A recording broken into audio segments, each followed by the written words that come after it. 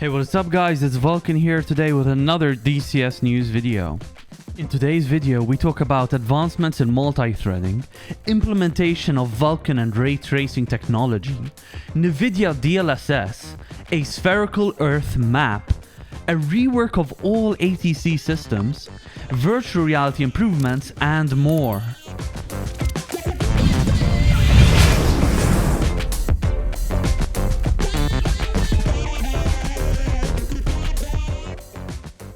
Multi-threading has been one of DCS's primary issues. The DCS devs have been working hard at implementing this feature, and while it will be only limited to 2 threads, being the graphical and logical side of things, once they have got it to a more mature and stable state, they plan to expand to more cores. For a more in-depth explanation of what these changes mean and how they're going to be implemented, please check out my first news video where I give an in-depth explanation of how the technology is going to work and how it's going to benefit us players.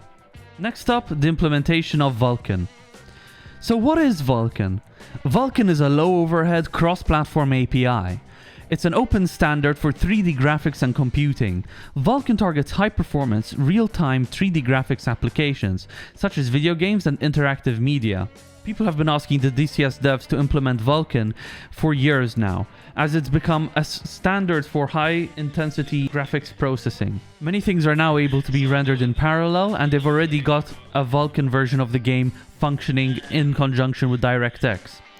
They've gotten to the point where they have DirectX and Vulcan actually outputting the same visuals. And now all that is left for them to do is to provide their graphics programmers with the new features that Vulcan brings to the table.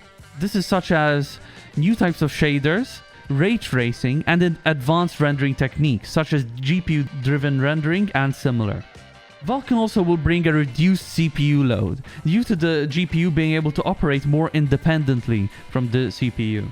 This nets us a huge benefit across the board in terms of small to large missions, multiplayer and single player, and this will further benefit the new dynamic campaign engine, which I spoke about in my previous news video. Next up, DLSS. So what is DLSS? Deep Learning Super Sampling is a technology developed by NVIDIA for their RTX cards. This allows their cards to render a game at a lower resolution and use the tensor cores and a deep learning model to scale up the images to a higher resolution. DLSS will net us massive improvements in VR and 2D gaming. This is because we're able to render the game at a lower resolution, reducing load on the GPU, and then letting the tensor cores work their AI magic to upscale the images to a playable resolution. The DCS devs have announced this in their 2023 and beyond video, which I do have a live reaction to with my good friend Arataloma available on my channel.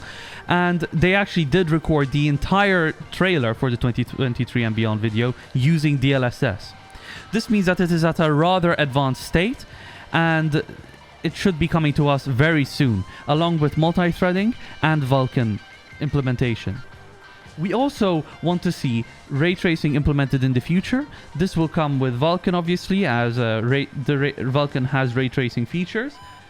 The devs still do need to announce the release dates of all of this, but they have confirmed that they are going to be working on this stuff in 2023. Next up, the DCS devs announced that a spherical Earth map is in the works.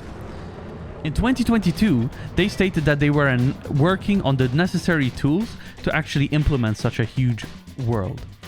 Now in 2023, it seems like they've gotten all of the tools up and running, and they have begun development on the entire world map. They do state that the other maps will still be available, however. This is to recreate historical scenarios such as World War II and certain battles in the 80s and 90s and such. They also do mention a Vietnam War map, which is very exciting as everyone's been wanting a Vietnam War map, and they seem to be working on it. They've also announced the improvement of ATC, which is a very, very welcome decision, as everyone has been requesting this for years, as ATC is the basis of all communications. And what they say is that they're going to be recreating 3 unique ATC systems, which are going to be for Western modern day, Eastern modern day, and World War II. This is not going to be a short and simple task, as they are going to be reworking everything from the ground up. But this is going to net us a much better experience when communicating with ATCs on air bases, super carrier, and FARPs. Next is the upgraded weather system. In 2.7, they upgraded the weather system massively, and in 2.8, they did revamp it. But they do plan to implement visibility limitations for AI. So line of sight blocking through clouds, and also light and direction scattering. In addition to the EDD-CE Dynamic Campaign Engine AI, they're also going to be improving all of the unit AI. Essentially, in 2022, they saw great improvement to the BVR and basic fighter maneuvers BFM AI for the jet aircraft, but moving forward, they want to improve the multi-ship BVR and air combat maneuvering tactics and appropriate AI tactics for World War II aircraft. For ground units, their primary AI tasks include improved pathing and implementing suppression effects for more than just infantry units.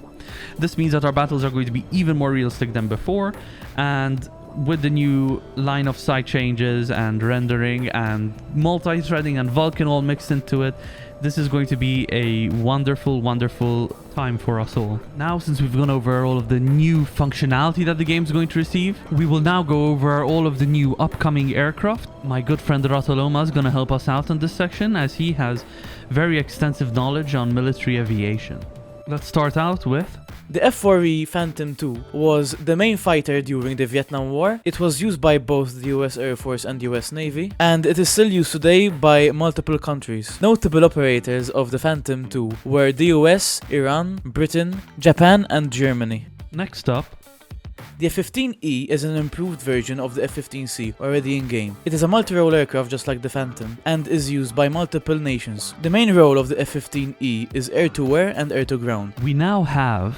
The F-4U-1D Corsair is one of the most recognizable naval fighters from World War II. A very notable part of this plane is its engine, which can produce up to 2,000 horsepower. This aircraft carries 650 caliber machine guns. And finally, for the airplane side of things... C-130J is a 4-engined transport aircraft. This aircraft is also used by multiple nations, just like the other aircraft. C-130 is the biggest aircraft to be ever landed on a carrier. The C-130J could also be equipped with Rayto rockets, which would help it to take off from a shorter distance. Now, for newly announced helicopters. For the Bell OH-58 Kiowa.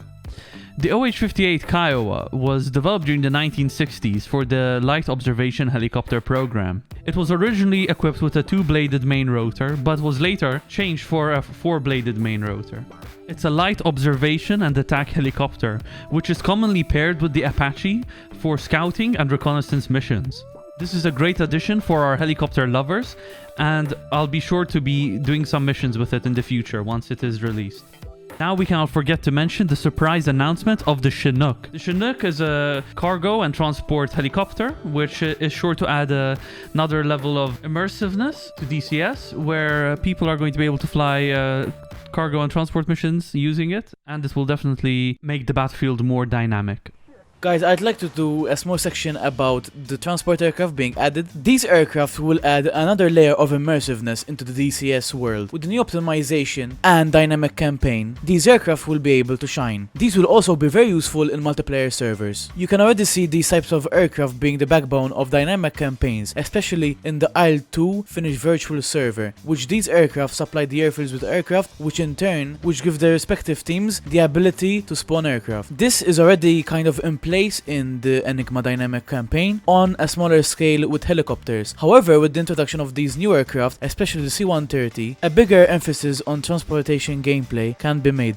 Thank you guys very much for watching, and thank you once again to Ratoloma for helping me out with this video. You're welcome, and thank you for having me. Please go subscribe to his channel, as his videos are very informative, and do expect to see him in our future videos. I'll see you guys in the next. Goodbye, guys.